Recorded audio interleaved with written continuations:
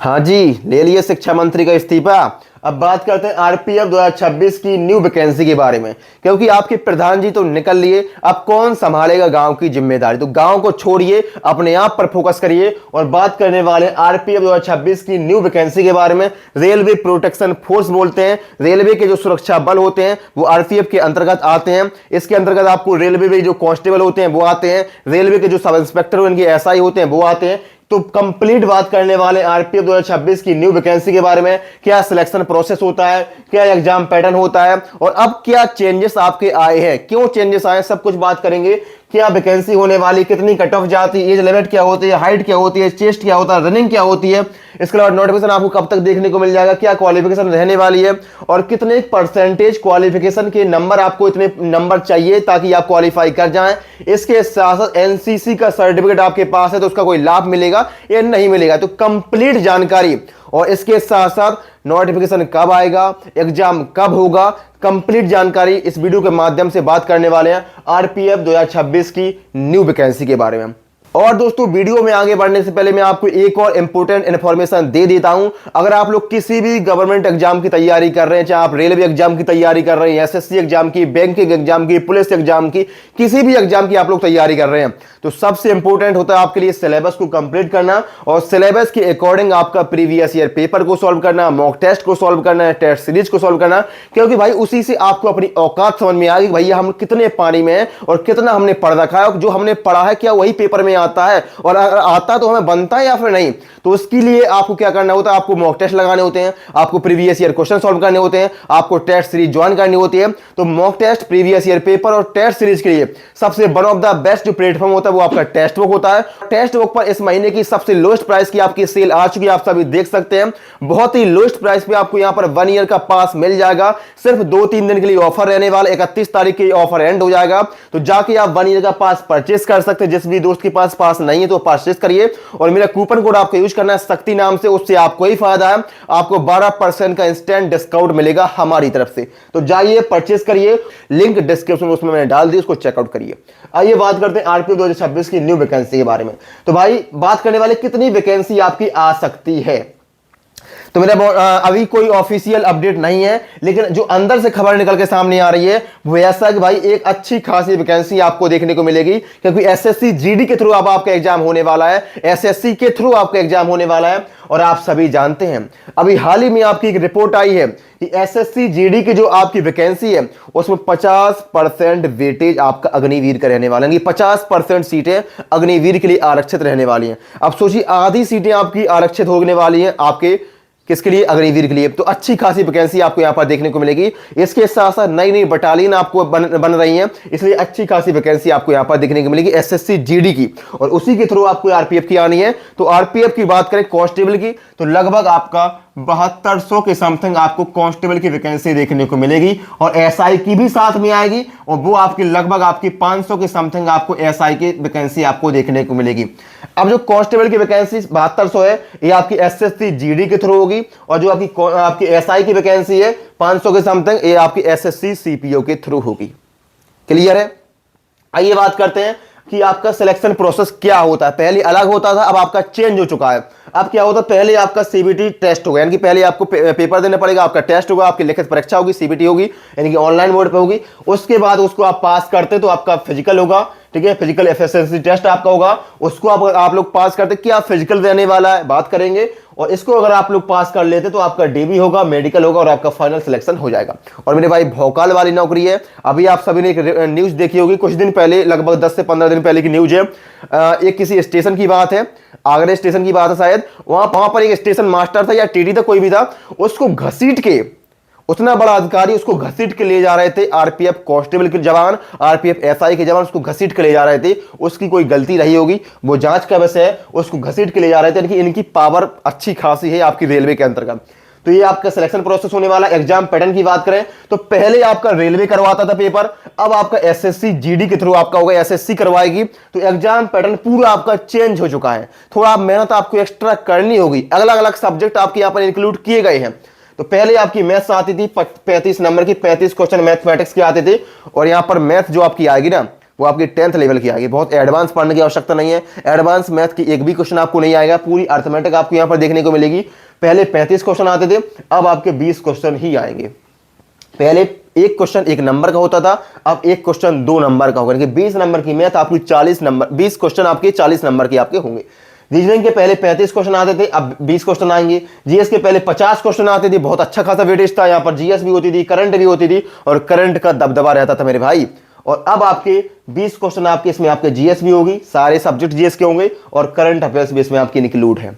तो इसको भूल जाइए मेरे भाई, इसको भूल जाइए, आपकी काम की चीज नहीं है। आपकी काम की चीज है ए कि आपके मैथमेटिक्स के 20 क्वेश्चन, रीजनिंग के 20 क्वेश्चन, जीएस के 20 क्वेश्चन, और नया सब्जेक्ट आपका इंक्लूड हुआ है वो है आपका हिंदी या इंग्लिश। दोनों नहीं पढ़ने हैं, दो में से कोई एक जिस पर आपकी पकड़ मजबूत है। अगर आप हिंदी भाषी क्षेत्र के हैं, हिंदी आपकी मजबूत है, तो हिंदी को चॉइस कर सकते हैं। अगर आप इंग्लिश को अच्छा मानते हैं, इंग्लिश आपकी अच्छी, तो आप इंग्लिश को चॉइस कर सकते हैं। और 20 क्वेश्चन आपके हिंदी या फिर इंग्लिश के पूछ जाएंगे, और एक क्वेश्चन आपके 2 नंबर का होगा। इस प्रकार से 20 20 20 20 कुल मिला के 80 क्वेश्चन आपके होंगे, और 160 नंबर का आपका पूरा पेपर होने वाला है। 8 दूनी 16। और समय कितना मिलने वाला है?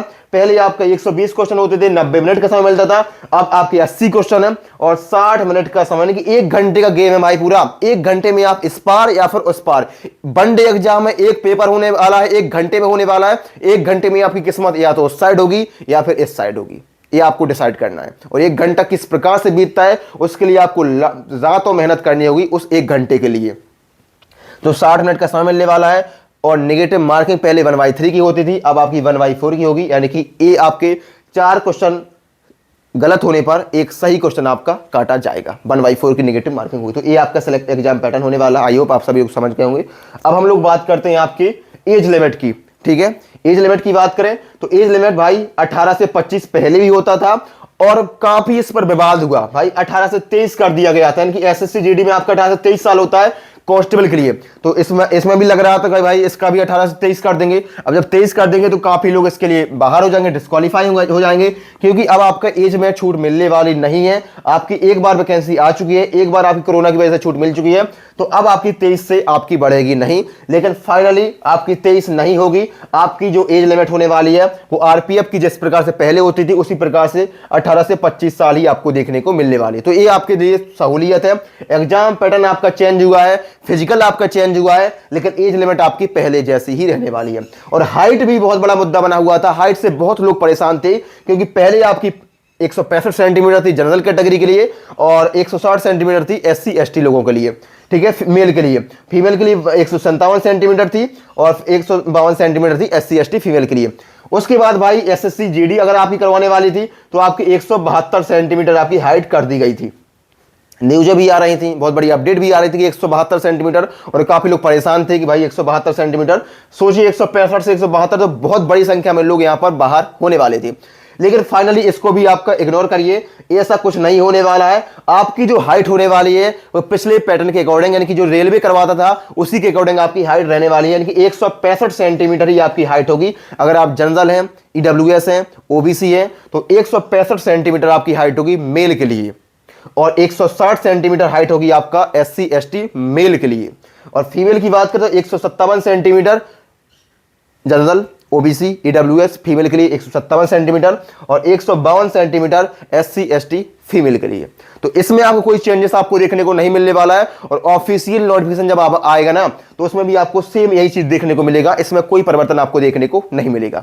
आई होप आप सभी को इस खबर सुनकर अच्छा लगा होगा, क्योंकि बहुत लोग सदमे में थे। 172 सेंटीमीटर हाइट हो गई थी, और एक बड़ी संख्या में लोग यहाँ पर 172 सेंटीमीटर अगर हाइट होती है तो बड़ी संख्या में लोग यहाँ पर बाहर होते हैं। क्योंकि मुझे पर्सनली नहीं लगता है कि भाई 172 सेंटीमीटर हाइट आपका रेलवे प्रोटेक्शन फोर्स में चाहिए।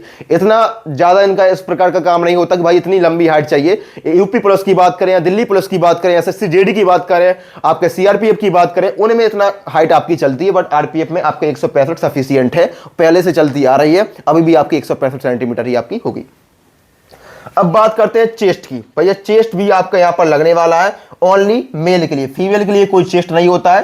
ठीक है, मेल का कितना सेंटीमीटर आपका चेस्ट होना चाहिए? तो आपका नॉर्मल जो चेस्ट है, इस प्रकार का नॉर्मल चेस्ट है वो आपका 80 सेंटीमीटर होना चाहिए, और फुलाने के बाद आपका 5 सेंटीमीटर का फुलाव होना चाहिए। अब फुलाने के बाद आपका 80 से 85 सेंटीमीटर आपका फुलाव हो जाना चाहिए। तो आप काफी लोगों को डाउट होगा कि भाई ये किस प्रकार से फुलाना है या किस प्रकार का होता है। तो भाई इस प्रकार आप खड़े होंगे तो ये आपका नॉर्मल चेस्ट है, और फुलाएंगे जब आप 5 सेंटीमीटर का फुलाव आपको चाहिए, आप आराम से फुला सकते हैं। ठीक है, तो इस प्रकार से आपका चेस्ट 80 से 85 सेंटीमीटर हो जाएगा। अब रनिंग की बात करें, आपका एसएससी जीडी के जैसा आपका रनिंग यहां पर होने वाली है। पहले आपकी जो रनिंग होती थी वो अलग होती थी, बहुत कम टाइम होता था, बहुत कम रनिंग होती थी। अब पूरे जो रनिंग का क्राइटेरिया है वो आपका चेंज हो चुका है। आपको देख सकते हैं, अगर नहीं दिख रहा है तो मैं बता रहा हूं कि रनिंग आपकी पूरी चेंज हो चुकी है।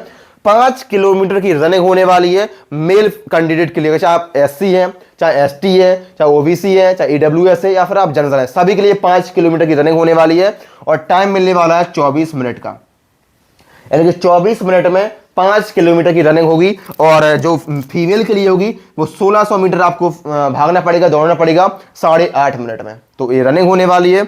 अब बात करते हैं भाई कट ऑफ के बारे में, बात कर लेते हैं। अच्छी खासी कट ऑफ आपको देखने को मिलती है, हाई कट ऑफ की देखने को मिलती है। इसके पहले 2024 में वैकेंसी आई थी, और 2024 की वैकेंसी कट ऑफ अगर आप देखेंगे 77 ये किसकी मैंने लिख रखी है, ये लिख रखी मैंने आपकी जनरल मेल की। और जो ओबीसी है, ईडब्ल्यूएस है, एससी एसटी है, दो एक नंबर का ये अंतर था, ज्यादा अंतर आपको देखने को नहीं मिला था।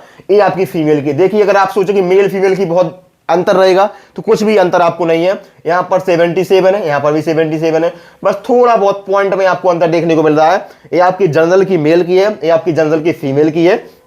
और ये जो कट ऑफ है वो 120 नंबर में से नहीं है, क्योंकि 120 का पेपर था, लेकिन 120 में से कट ऑफ नहीं है। ये कट ऑफ आपकी है मात्र 100 नंबर में से। तो 100 में से आपका लगभग 77 आपकी कट ऑफ गई थी पिछली बार 2024 में। तो इस बार आपकी और अच्छी खासी कट ऑफ आपको देखने को मिलेगी।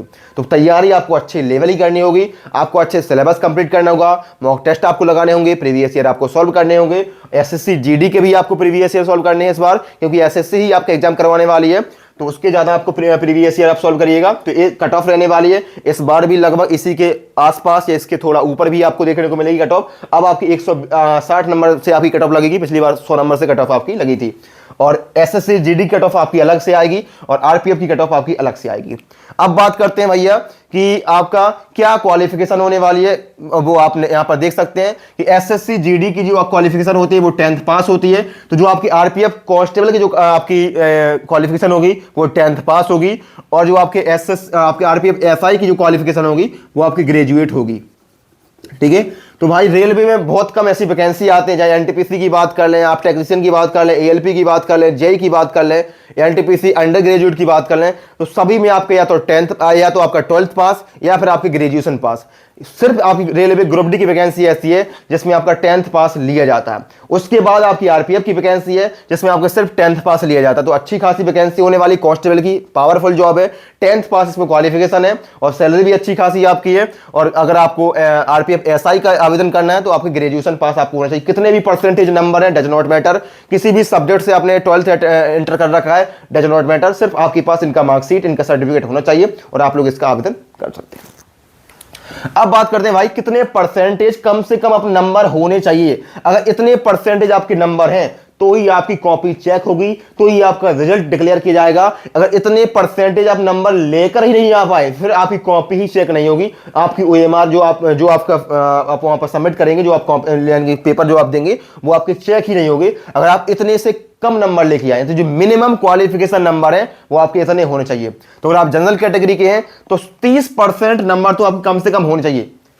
ये कट ऑफ नहीं है, इतने नंबर आपके कम से कम होने चाहिए। मैक्सिमम जो कट ऑफ जाएगी वो तो 160 में से जाएगी, लेकिन 30% आपके पास होने ही चाहिए। 30% का मतलब क्या है, 160 का 30% अगर आप निकालेंगे तो कितना होगा, 16 3 48, यानी कि 48 नंबर तो मिनिमम आपके जनरल के होने ही चाहिए।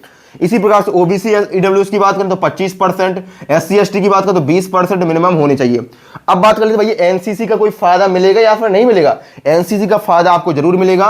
अगर आपके पास एनसीसी का सी सर्टिफिकेट है तो आपको 5% का वेटेज है। अगर एनसीसी का आपका पास बी सर्टिफिकेट है तो आपका 3% का वेटेज है, यानी कि 3% नंबर आपको मिलेंगे भाई। ठीक है, 3% किसका 3%, 160 का 3%, 5% किसका 5%, 160 का 5%।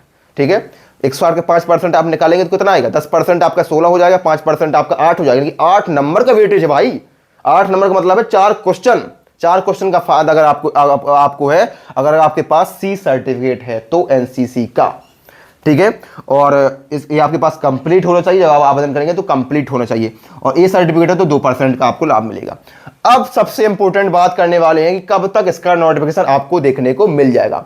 तो भाई 2024 में वैकेंसी आई थी, 25 में कोई वैकेंसी नहीं आई। अब 26 में जो चर्चा है बहुत तेज है और बहुत जल्द इसका नोटिफिकेशन आपका आने वाला है। एसएससी जीडी के थ्रू कांस्टेबल का जारी होने वाला है और आपका एसएससी सीपीयू के थ्रू आपका एसआई का जारी होने वाला है।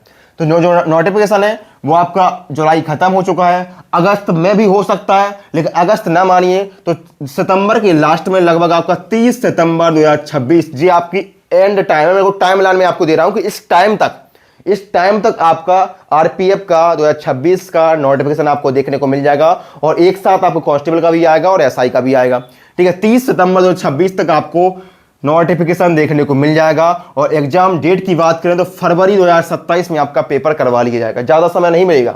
सितंबर से आप माने तो अक्टूबर, नवंबर, दिसंबर, जनवरी, फरवरी, मुश्किल से 4 से 5 महीने का समय आपको मिलेगा।